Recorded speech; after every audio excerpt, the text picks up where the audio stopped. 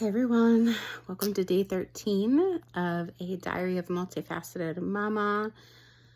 Oh man, I haven't come on for a few days, kind of living life, getting rest, doing a lot of good stuff, but I'm glad to be back. So one of the things that I wanted to talk today about was really around the scroll that so many people are getting stuck on with regard to social media. And how ironic it is, because social media, the internet, like our ability to really be able to connect with someone from a different part of the world or a different part of the country in such a short period of time so easily, and then us feeling in society more and more disconnected, even though we have the opportunity to connect more readily, more than ever before. It's just how ironic that is, like we right now in this time and space are able to call someone, talk to someone, text someone, even see someone via video from the other side of the country or the world in a matter of seconds. And yet more and more folks feel disconnected or alone or misunderstood. Those rates keep rising, right? And so how are we using the opportunity to connect with each other? How are we using this technology? Are we really using it to our benefit? Some people are, but I think that this is an important conversation for us to have so that we can ask this question of ourselves more often, right? Like, how are you using social media to like compare? Are you using social media to judge? Is it helping you feel better? Is it inspiring you? And that's one of the things that's important to me, is like whenever I'm using social media, if I'm noticing that I'm using it more, I better be noticing that I'm using it in an inspirational way or in a way to meaningfully connect, rather than in a way to like compare and make myself feel bad or guilty or confused or frustrated or more disconnected or alone. I want to be using it really intentionally. So that's something that I've definitely been thinking about recently, and an area where I want to continue to like grow in my conversation around it, because it's something that I see with clients all the time that we talk about, and it's something that I keep an eye on myself to make sure I'm using it intentionally, but it's also something that I see so many people struggle with, and then behind the scenes it looks different than what people are actually putting out on social media. So now you're looking at someone's house or job or whatever they're talking about, relationship or whatever they're talking about, and thinking about how, oh, it's so good, or it's not fair, or they have this or that or the other. And then behind the scenes, like, it's actually not like that at all, or they're actually not feeling really happy or really fulfilled, or like there's always a behind the scenes that we are not fully privy to. And so if we are looking at social media to compare or to judge, then we're actually doing ourselves a disservice, right? But we need to know that we're doing that. If we are not paying attention to how we're using it, then it can backfire like pretty significantly. So that's an area where I would challenge you to check in with yourself about how you're using it and whether that's actually, working for you or working against you. And an area, let's see, if I want to talk about an area where, I felt challenged, and an area where I want to grow, a good and a gratitude. And for sure, I want to grow in my conversation, like continuing to have more like public conversations around this. So that's definitely an area I want to continue to grow in. The baby is hanging out here. And then an area where I felt challenged, and I haven't felt super challenged lately. I would say that an area where I want to maybe challenge myself in more is to continue to like just put myself out there with all of the different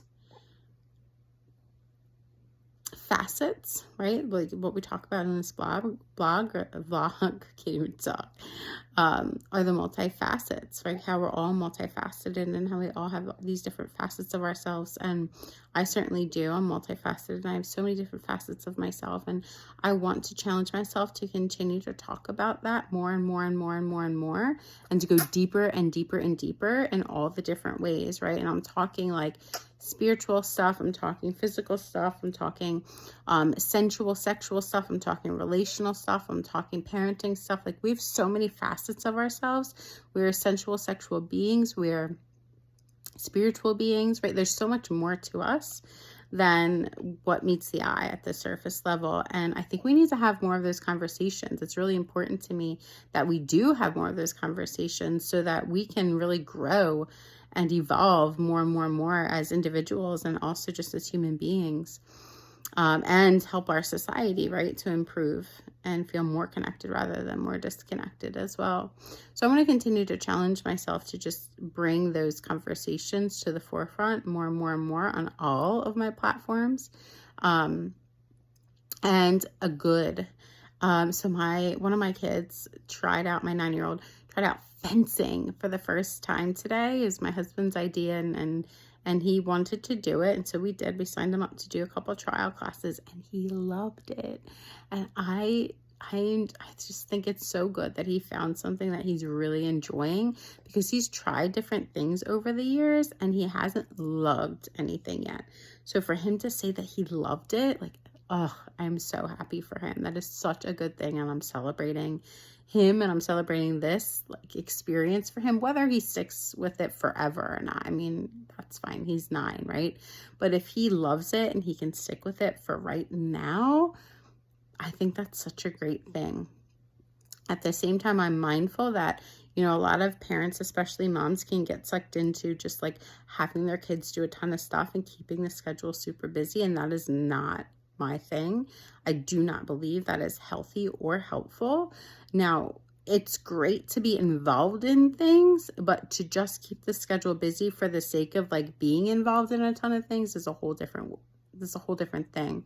If we want to expose our kids to things that are out there so they can just get the experience and see what they're interested in and make connections that are meaningful to them, like, that's different than just being like, oh, I need to get my kids involved in a ton of stuff, and so I got to keep us going and busy all the time, and then just add stress and chaos to the schedule. Like that, no, not helpful, and definitely not healthy. And it doesn't set a great precedence either for our kids and how they could best manage their time and make decisions about where they're going to spend their efforts and their energy. So I'm not for that, but I do have my kids choose something each year that they want to experience, that they're interested in.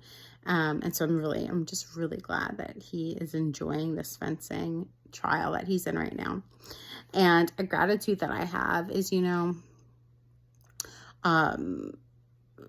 one of the things that I have grown most significantly in the past several years, like 5 years or so, has been in my partnership, in my marriage with my partner. And one of the things I'm so grateful for, especially this past week, is just me taking the time to notice some of the small things that really mean a lot, and allowing myself to let the love in more and feel more cared for and feel more appreciation and feel more like gentleness.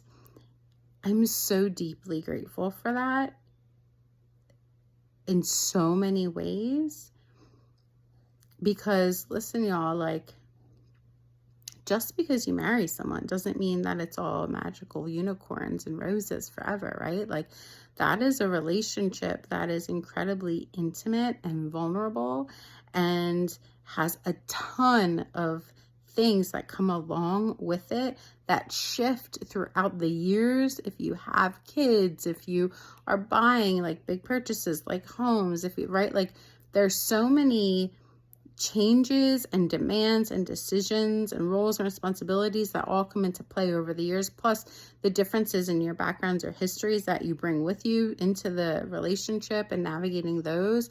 And you can't predict all of that and how it's going to interact with one another or what challenges are going to come up. And you can't prevent any challenges from coming up either, right? Like, challenges are going to come up. And so if you haven't had a healthy model of how to navigate that, then you have to figure it out, right? And in the figuring it out, all kinds of your buttons are going to get pushed. And I will tell you that definitely happened for us. So for us to be in the place that we're in, I have such deep appreciation for both of us and how far we've come and how much we both are wanting to continue to grow as individuals and within our relationship. And so it's a huge gratitude that I have from this past week, is just allowing myself to notice more and more and more, like, some of those small things that mean a lot, especially after being together for the amount of time that we've been together at this point. So I'm glad we got to hop on tonight. I would love to hear from you all about some of your challenges, your areas of growth, your good, your gratitudes. If you want to share them below, we can definitely inspire one another. And I encourage you to keep a little bit of a check, a gauge on how you are using the internet or social media and whether it's helping you to connect or if you're feeling more disconnected when you use it. Until next time, y'all, have a good night.